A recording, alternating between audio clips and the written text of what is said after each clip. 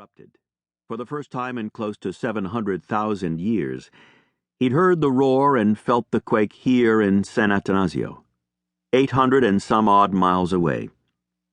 Volcanic ash and dust had rained down here, too, but not the way they had closer to the eruption site. As he and Kelly walked over to his silver Taurus, Wes Jones waved from across the street. Wes, an aerospace engineer, now retired, and his wife had been neighbors for more than 20 years.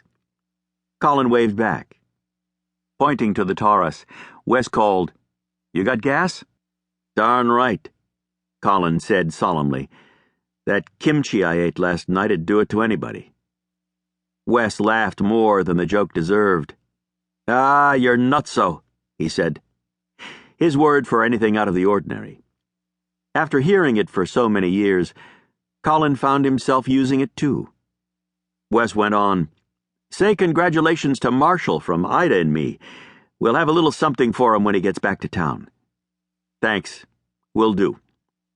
Colin didn't bother telling Wes that his younger son was less than thrilled about finally graduating from UC Santa Barbara, and about the idea of coming back home to live. Marshall, in fact, had often seemed to try his best not to graduate.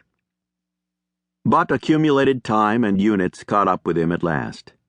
Like it or not, and he didn't, he'd have to face the real world. Colin used his keyring control to open the car doors. He sat down behind the wheel. Kelly slid in on the passenger side. When he started the engine, the fuel gauge shot all the way up to the capital F. Kelly pointed to the gauge. "A year ago, we would have taken that for granted." "Uh-huh." Colin nodded. Less crude was coming up out of the ground in the USA because of the supervolcano. The spasmodic nuclear war between Iran and Israel hadn't done production any favors either. Quite a bit less oil was getting refined into gasoline, and what did get refined had a devil of a time reaching L.A. Put it all together, and a full tank was something of a coup.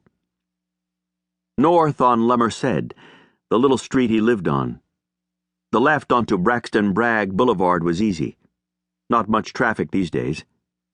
West on Braxton Bragg toward the ocean and, more toward the point, toward the 405. Most of the gas stations flew red flags to show they were out of fuel. Cars queued up at the few that were open. The date was an odd number, so was the last digit of Colin's license plate. If he had to, he could gas up today. He hoped he wouldn't have to. North on the 405, past LAX, past UCLA, through the Sepulveda Pass to the 101. West on the 101, even if the sign said north. About 125 miles from San Atanasio to Santa Barbara. 2 hours, likely less with the freeways. Once they got out of the valley and into Ventura County, the 101 came down close to the Pacific. It was a pretty drive, a hell of a lot prettier than if Marshall had chosen UC Riverside. Riverside was, or had been, as hot as the valley. It was also where the sea breeze blew the smog from the LA basin. "The hills are so green," Kelly marveled. "It's June. Everything's supposed to be brown by now." She'd grown up in Torrance, not far from San Atanasio, though she'd gone to grad school up at Berkeley. She knew how things in Southern California worked, or had worked. Everything was supposed to be brown by now. Colin remembered years when everything was brown and bare by April Fool's Day. He remembered the horrendous brush fires that often followed in such years, too. No one hereabouts remembered a year when it snowed twice during the winter.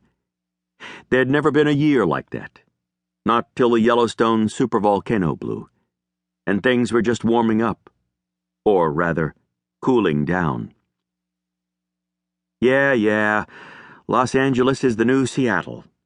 Kelly quoted the new conventional wisdom. "Sure it is," Colin snorted, "and 50 is the new 30, and the check is in the mail."